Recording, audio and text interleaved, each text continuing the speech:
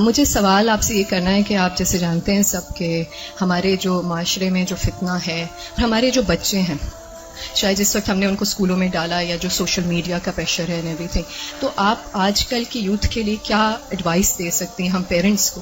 دیکھیں ہماری جنت کیا جنت ہوگی جہاں ہمارے بچے نہ ہوں. بہت مشکل ہے کیونکہ آپ دیکھ رہے ہیں ہر طرف سے media is playing such an important and such a difficult role کہ ہم پیرنٹس کے لیے اس چیز کو سنبھالنا بہت مشکل ہو گیا اینڈ آل آف دیٹ. اور میں ایک واٹس ایپ پہ میسج مجھے ملا کہ what will happen to my children when I die, but سوچنے والی بات یہ ہے کہ what will happen to my children when they die. So اگر آپ کوئی ایڈوائس دے سکتی ہیں اس سلسلے میں تو بہت موزوں رہے گی. انہوں نے دکھتی رگ پہ ہاتھ رکھ دیا ہے اور بہت ہی اہم سوال ہے یہ. حقیقت یہ ہے کہ یہ ہر گھر کا مسئلہ ہے، ریلیجس فیملی ہے یا ریلیجس نہیں ہے، یہ مسئلہ ہر جگہ ہے، پڑھے لکھے ہیں یا ان پڑھ ہیں. آئندہ جنریشنز بہت بڑے فتنے میں ہیں، فتنہ ہر ہاتھ میں ہے اور وہ بڑھتا ہی چلا جا رہا ہے اور پوری دنیا ان کے سامنے ایکسپوز ہو چکی ہے. یعنی آپ کس کس چیز سے ان کو بچا سکتے ہیں، کس کس چیز سے روک سکتے ہیں؟ صرف ایک ہی حل ہے اور وہ روک اندر ہو، اور وہی تقویٰ والی بات ہے کہ جب تک ان کے اندر خود اللہ کا ڈر نہیں آتا، آخرت کی فکر نہیں آتی، اس وقت تک کوئی باہر کی چیز اب ڈھکی چھپی رہ نہیں گئی. آپ سو رہے ہیں، آپ کو نہیں پتا آپ کے بچے اپنی رضائی کے اندر کیا دیکھ رہے ہیں، کیا کر رہے ہیں، کیا سن رہے ہیں، کہ کانوں کے اندر کچھ لگا ہوا ہے، کچھ دیکھ رہے ہیں. اور پہلے تو کہیں کسی خالی جگہ پہ جا کے چھپنے کی ضرورت ہے، تو اب تو گھر کے اندر بھی ہر جگہ چھپنے کی جگہ ہے، کیونکہ جس اسکرین پر وہ سب کچھ دیکھ رہے ہیں وہ ان کے ہاتھوں کے اندر آ چکی. اس کے لیے جو پرسنل میرا ایکسپیرینس ہے وہ دو چیزیں. ایک تو یہ کہ ہم اسکولوں سے تو جو اسکول ہیں انہی میں ہی جائیں گے، اور جو باہر معاشرہ ہے اور جو کچھ ہو رہا ہے وہ سب وہ کریں گے، اس سے کاٹ تو نہیں سکتے. میں نے سب سے زیادہ جو دعائیں مانگی ہیں، رو رو کے مانگی ہیں، سجدوں میں پڑھ پڑھ کے مانگی ہیں، وہ اسی کے لیے مانگی ہے کہ اللہ میرے بچوں کو ایمان دے. یہ صرف پچھلے 5 سال میں جتنی چینجز آئی ہیں وہ اس سے پہلے شاید کئی 100 سال میں نہیں آئی تھی.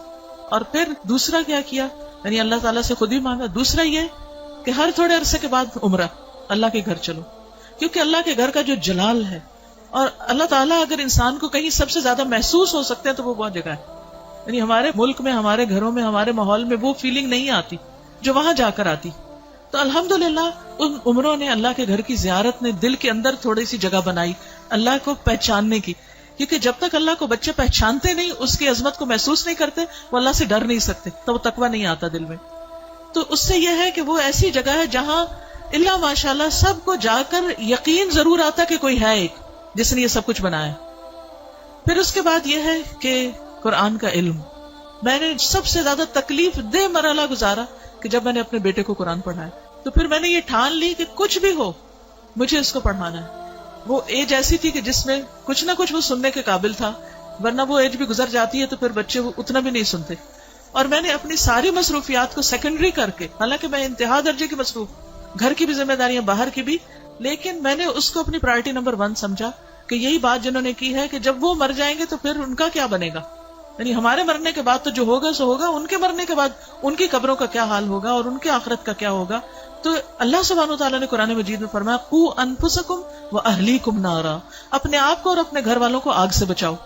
ایمان والوں کو خطاب ہے کہ اے ایمان والوں اپنے بچوں کو آگ سے بچاؤ.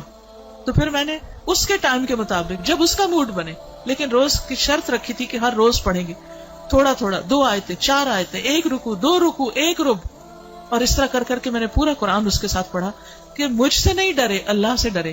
میری خاطر نماز نہیں پڑھے، اللہ کی خاطر پڑھے. میری وجہ سے کچھ مت چھپائے جو دیکھ رہا ہے، اللہ سے ڈر کے چھپائے. تو یہ کسی حد تک فائدہ مند ہوا. یہی ماؤں سے کہوں گی کہ ساری مصروفیات اپنی جگہ ہیں، لیکن بچے آپ کی پرائرٹی نمبر 1 ہونے چاہیے. ان کے لیے کھپ جائیں دعائیں مانگ مانگ کے بھی، اور اس کے ساتھ ساتھ ایک دفعہ کم از کم قرآن سے ضرور گزر جائیں. کیونکہ جب وہ قرآن سے گزر جائیں گے پھر ایٹ لیسٹ آپ کی رسپانسبلٹی نہیں رہے گی. اللہ ان کی سب خیر کرے، لیکن اگر خدا نہ خواستہ ان کے اندر کوئی بگاڑ آتا تو آپ کی پکڑ نہیں ہوگی. لیکن اگر آپ نے کوشش نہیں کی، محنت نہیں کی، تو آپ کی بھی ساتھ پکڑ ہے. صرف آپ کی نمازیں پھر کام نہیں آئیں گی. تو اس لیے ہم میں سے ہر ماں کو سنجیدہ ہونے کی ضرورت ہے.